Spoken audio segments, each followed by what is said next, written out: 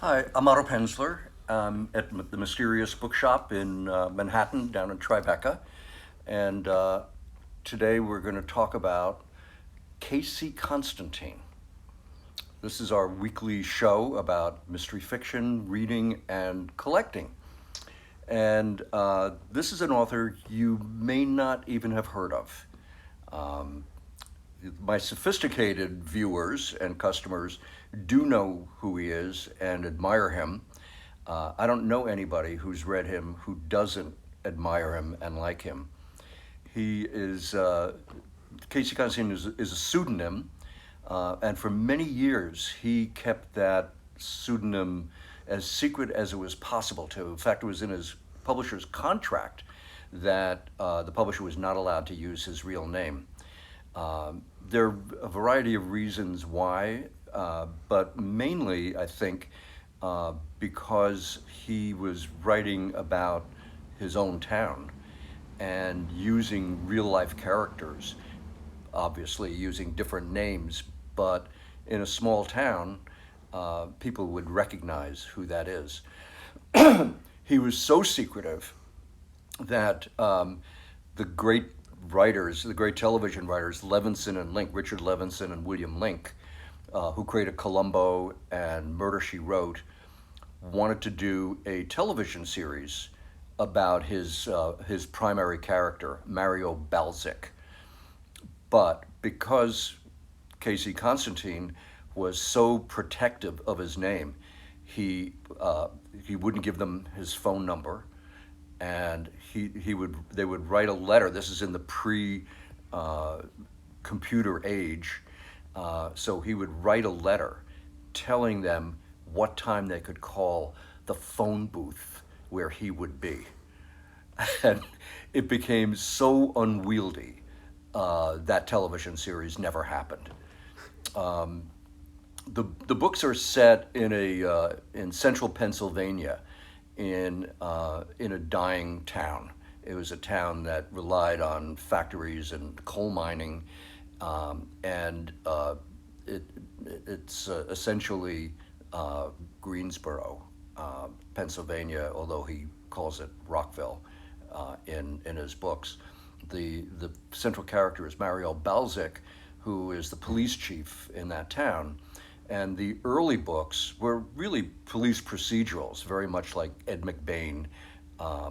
But as the series progressed, they became less and less detail oriented, less and less police oriented, and became much more literary. He was a very literary writer. He wanted to be a literary writer. He didn't want to be a mystery writer or crime writer, but he couldn't sell his literary novels.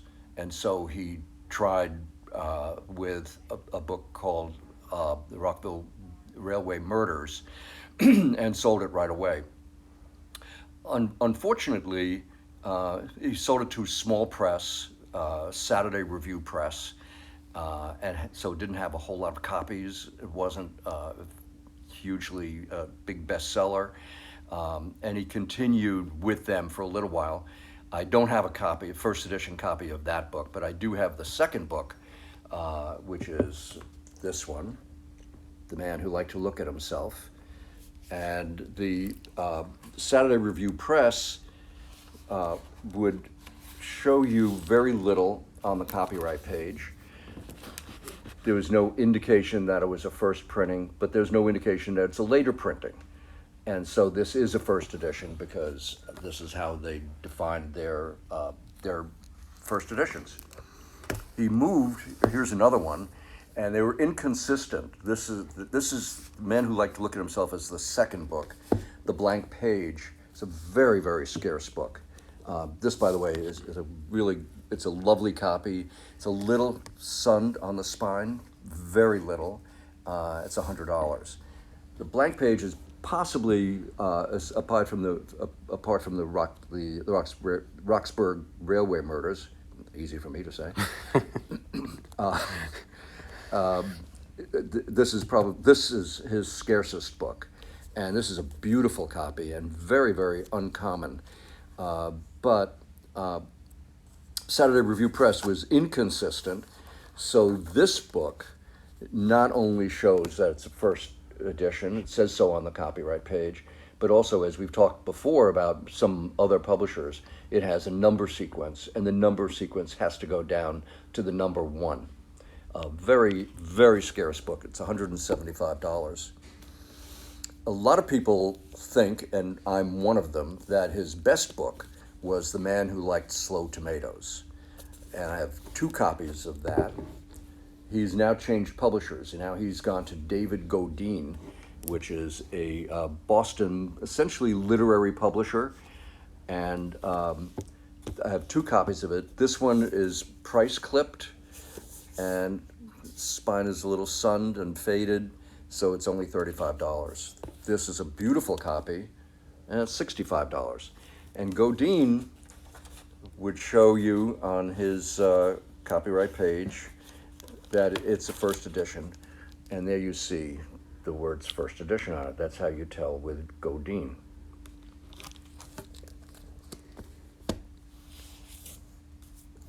He as I was saying, Constantine was so reclusive that there are very, very, very few signed books, because he would never go out in public and do signed books. There are some signed books because I got to publish him, and I drove out to central Pennsylvania with a carload of books, of first editions, for him to sign. Those were the only signed copies, with the exception of one or two that he would inscribe to a family member or a close friend. They were virtually unknown. And I didn't know what to expect, because he was so distant, so aloof, so separate from what we normally think of as somebody who is a public figure, as authors tend to be. And when we got there, he was Russian. His real name is Karl Kozak. It is no longer the great secret. It has come out in the last decade or so who he is. And as I got out of the car, this man came running out of his house and gave me, and then my wife as well, the gigantic bear hug that Russians are known to do. And he was an utterly charming guy. Here's another David Godine book, Always a Body to Trade. This one's a little bit more common. And again, it says first edition. This one is at the bottom of the page, as you can see, so that's how you know it's a first edition. And there were a few more copies of this available than the other books I've just shown you. I got to publish him with a book called Joey's Case, which was, this is at the Mysterious Press, of course, and that book was nominated for an Edgar. And I went to sales conference to tell them about this writer, and the sales staff had never heard of him, because the print runs at Godine and Saturday Review Press were very small. So I told them, I said, if you have one book on my list to read this book. And they did. So it got nominated for an Edgar, and it's a wonderful book. So next year, I had another book with him called Sunshine Enemies. And everybody knew what a great fan I was, how much I loved them. And when I presented the book, I said, I just want you to know, this is probably the worst mystery I've ever read. And there was silence in the room, and nobody could believe it. And I waited a couple of beats, and I said, but it's one of the greatest novels I've ever read, which is true.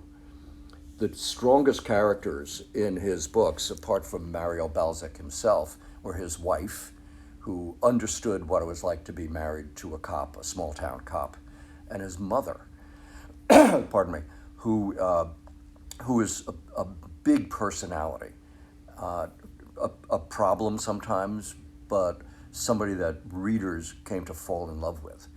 And in Sunshine Enemies, she dies. And it's so beautifully written, so poignant, that everyone, including me, cries when they read that book. So here's another book I did with him. Oh, Mysterious Press was always easy to tell first editions, because I was a collector myself. pardon me, I always made it very clear what a first edition was. There's the copyright page. You see the number sequence. There are no secrets about that. Joey's case went into a second printing and it lacks the number 1. So if you have a copy of that or you see a copy of that, if it doesn't have the number 1, that means it's the second printing. And here's another Casey Constantine with a little more colorful cover. And again, a mysterious press book. We never kept it secret.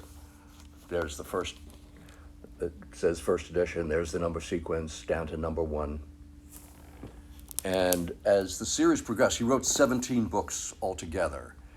And he started to move away a little bit from Mario Balzic, and then had a younger cop who was working with Balzic in the middle range books. And then later, he got his own book, and it's a character named Ruggs Carlucci.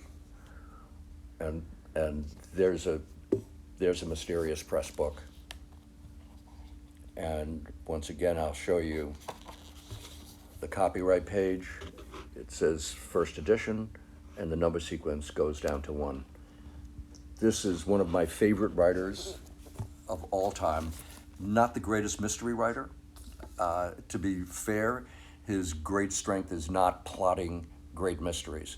He is such a wonderful stylist. He's a poet, and the reviews of his books have always been fantastic, and they focused on his writing rather than the plotting.